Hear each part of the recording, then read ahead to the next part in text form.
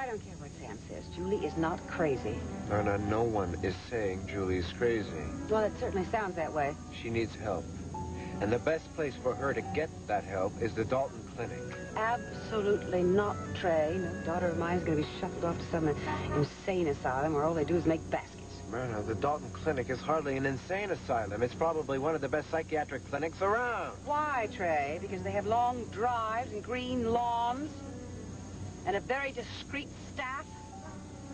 They also have locked doors and little men in white jackets, Trey. It's an institution, and I'm not going to have Julie go anywhere near the place.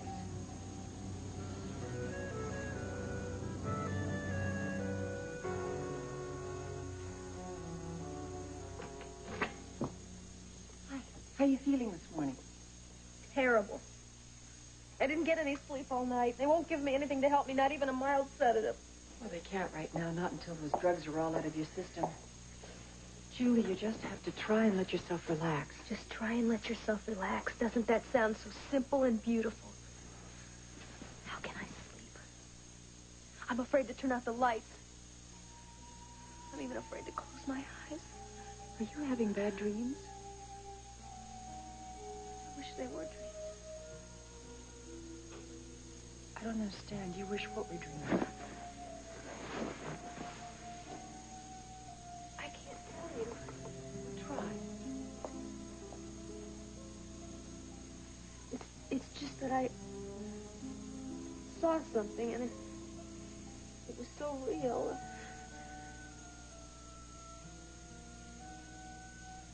I wasn't asleep, I know. Julie, was someone in here? No. Sweetheart. What then?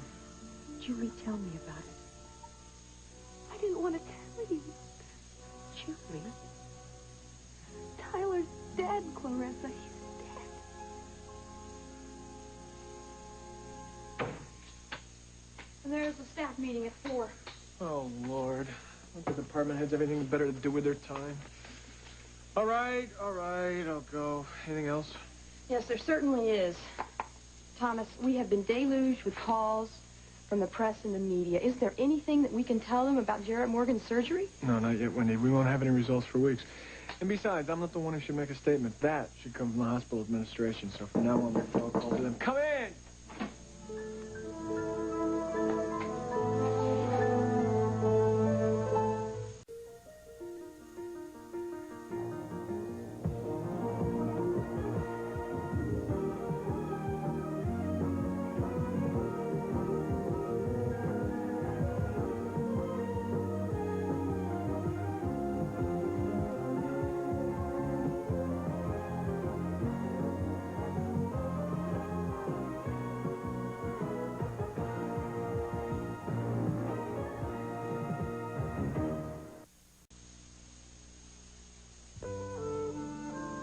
Homer's Civil War series, Copley Boy with Squirrel.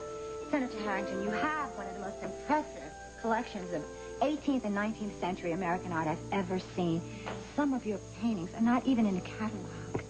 Well, like this little Peel, still life. You know, I only know his portraits, but this is lovely. Towards the end of his career, he moved on to inanimate objects, I suppose, because it was easier to deal with. You have a point there. Well, Senator, it's a boom market for American art. I think we're going to do very well with your collection. Now, wait, Miss Blake, I hate to part with him. This collection was my wife's pride and joy. Excuse me. Go ahead. Hello? Hello, Josh. It's Zed. Sorry I didn't get back to you last night. That's all right, Zed. There's something I need to talk to you about. Your message said it sounded like it was important. Yes, it is, rather. Are you coming into town today? No, I can't. Well, if it's urgent, I could come out to the farm. Good. I'd appreciate it. I'll see you there. Fine. Goodbye. Senator, this is very exciting. You have some enchanting primitives. I know a collector who may want to buy all of them. Good. Miss Blake, would you mind if I left you alone for about a half an hour or so? I'm meeting someone down at the stables about the sale of my horses. I have plenty here to keep me busy. Yes, I can see that.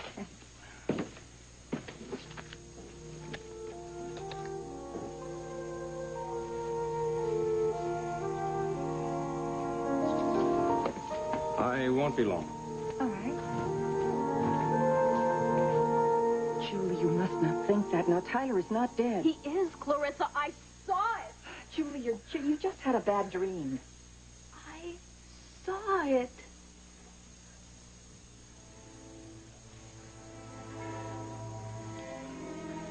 I saw a large stone tower. And there was a bell tolling. Slowly. It was the most dismal sound I have ever heard. I wasn't asleep. I saw the book. The book? Yeah, a big book. Like a registry. And then I saw the hand of an old monk writing. What was he writing? The name McCandless. And then I saw a grave in the mist. I was dead. I know it. Julie, you just had a bad dream. It wasn't a dream. I wasn't asleep. Julie. Now, do you remember when you were little and you had fevers? Listen to me. Do you remember the nightmares, how terrifyingly real they were? I think that's what this is. Sweetheart, your system is going through withdrawal from the tranquilizers. Larissa, there are people who can see things that are happening someplace else. I can do it. It's happened to me before. Tyler is dead. Don't you understand? Oh, God, what am I going to do? What am I going to do? Oh, my God. What have you said to her? Come here. Nothing. She's just having a bad dream. It's all right, baby. I'm here. Come on.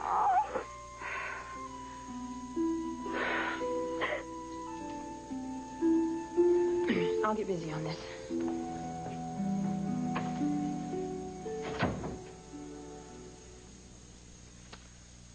A nice surprise. I was just here seeing Hal, and I wanted to come and say congratulations for your operation. Oh, thanks. Hal says that the whole hospital is talking about you, Thomas. Well, Hal is prone to overstatement. No, not this time. What you did was incredible. Now you're overstating. No, I'm not. And I know how much this has to mean to you. Oh, I'm just glad it's over. I remember when you were trying to decide whether to do it at all. And I remember how hard you worked to try to get me to do it.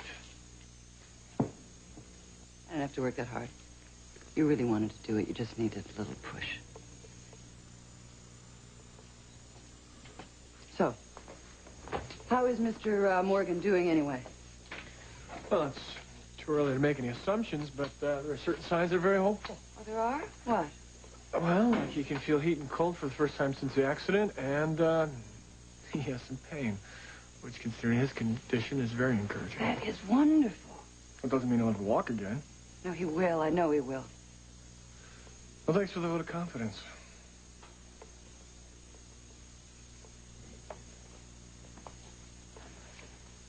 Shelley. It's good to see you. I've missed you.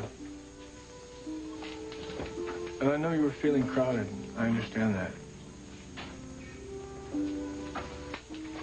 Kelly, has there been enough time? Do you think maybe we could have dinner together some night?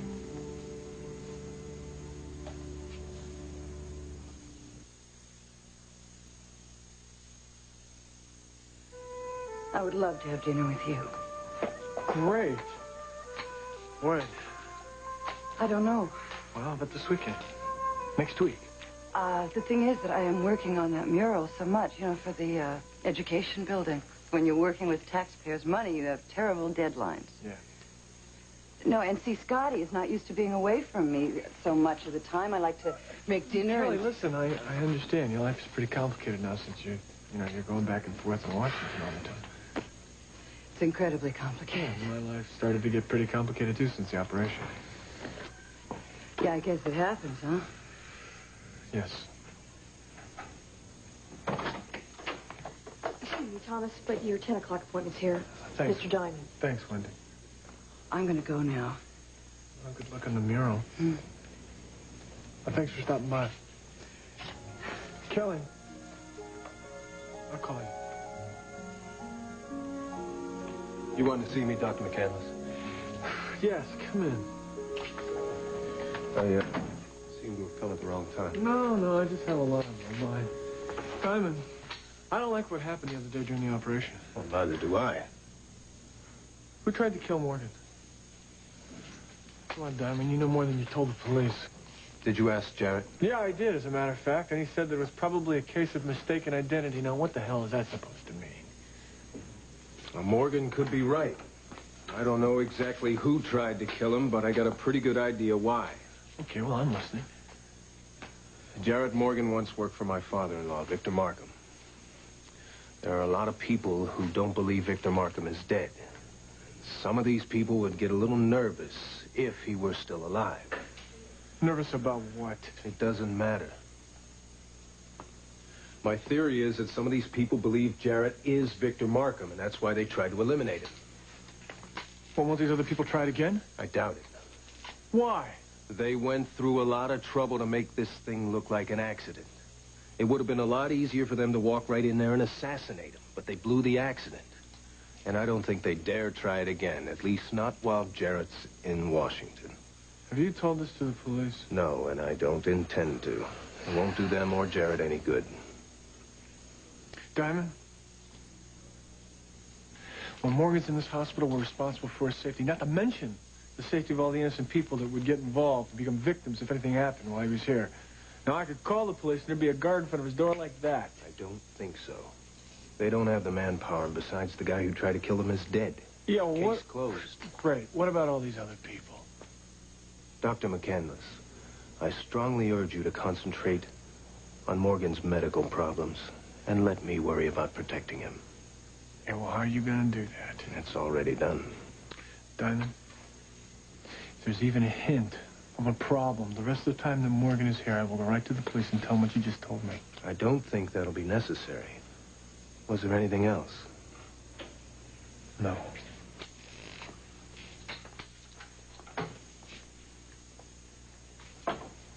How's Julie? Not good, Diamond. And what she needs the most right now, I believe, is to see her husband.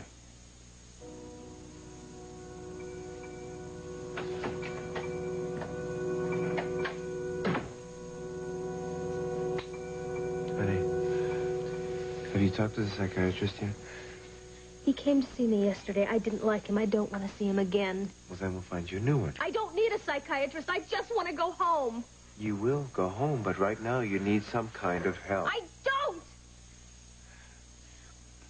I'm fine. Trey.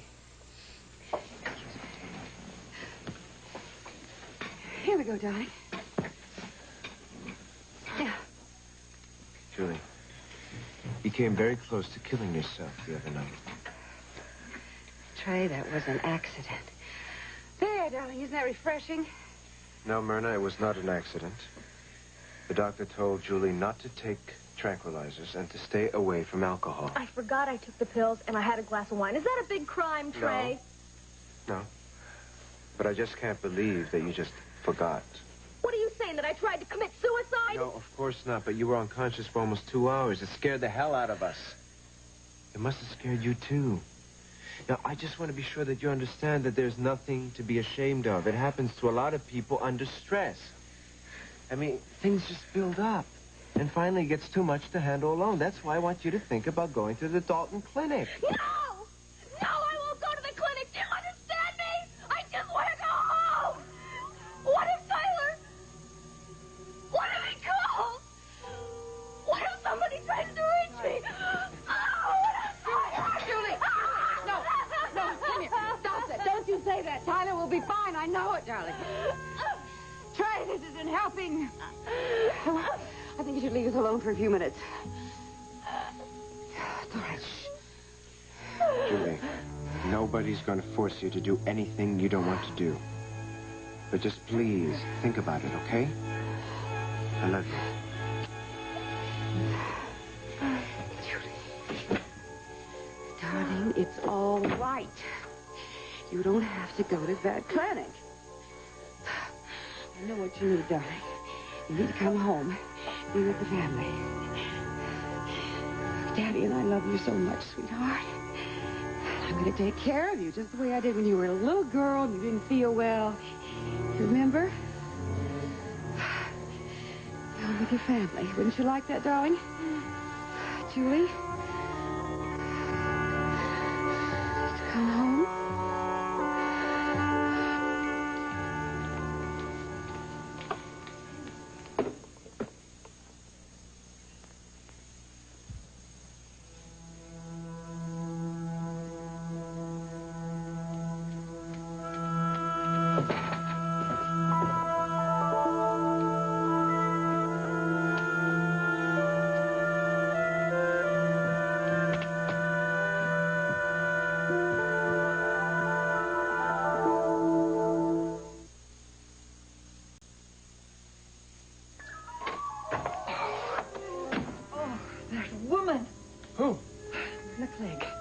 Is incredible.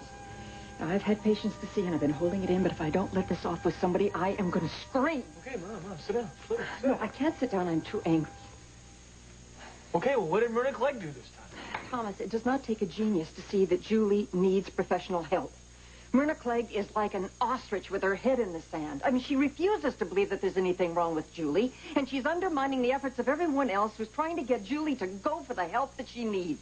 Julie has not seen a psychiatrist yet. Oh, she's seen Dr. Benson briefly, but she's refusing to go for therapy, and Myrna is backing her up. Now, Myrna insists that all her darling little daughter needs is mother love. I mean, her daughter is hallucinating, and she refuses to admit that there's a problem? Hallucinating? Oh, I think that's what it is. I don't know. Julie claims she's having visions, and she insists that it's not bad dreams. What do you mean she's having visions? Julie believes that she's psychic, and the visions mean that Tyler is dead. Wait, Mom. She's probably just having withdrawal paranoia. Well, whatever it is very frightening, and I cannot believe that Myrna doesn't see it. Well, maybe she does. Maybe she's trying to do the best that she can. How? By telling Julie that she doesn't need psychiatric help? Mom, put yourself in her place. Why don't you try to be reassuring? Oh, of course I would, but there must be something else that... Mom, Julie is living in a very long, dark tunnel right now. She's very frightened. What she needs the most right now is a lot of love and support from the people who care about her. Thomas, where is Tyler? What Julie needs right now is to be in Tyler's arms. I can do that. I know, darling. I just didn't want you to get dizzy again. Julie, this has been such a strain for you with your husband gone, Lord knows where. Doesn't even have the sensitivity to give you a call and reassure you. Don't talk about him that way. He would call me if he could. Darling, I just love you so much, and I can't bear to see you suffer like this. Now, Julie, everything is going to be okay. We're going to take you home with your family. We're going to take very good care of you. I have a home with Tyler. But, darling, he isn't here. Besides that, you shouldn't be alone right now. Believe me, Julie, all this is going to be the best thing for you. And after a while, when you're feeling better, you can decide what you want to do. Till then, you need your family, and that's what we're here for. All right. Just for a while. Julie, I just wanted to tell you the psychiatrist will be in... Mrs. Clegg, what are you doing?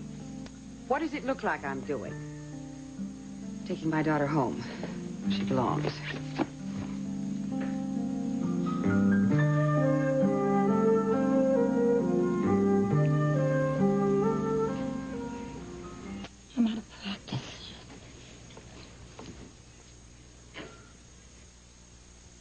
Long fingernails.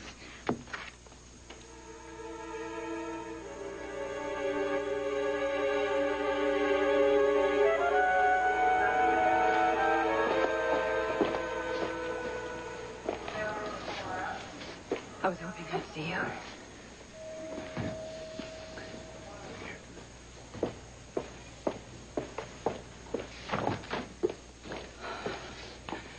How's Julie? Not good. Oh, Trey. She's detoxing, but emotionally she's a wreck. She won't even talk to the psychiatrist. And on top of all that, Myrna insists that all she needs is motherly care. I don't know what to do. I'm so sorry. You here to see Hal? Yeah, How is he? he's fine. I just wish there was something I could do for Julie. Yeah. I wish we could too. This might be the last chance we have to see each other for a few days. Sloan's coming back this evening. I'm sorry. I'm sorry, too. I'll miss you. But I understand.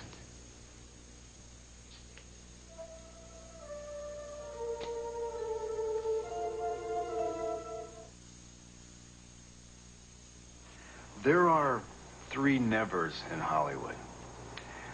Never pick up the phone.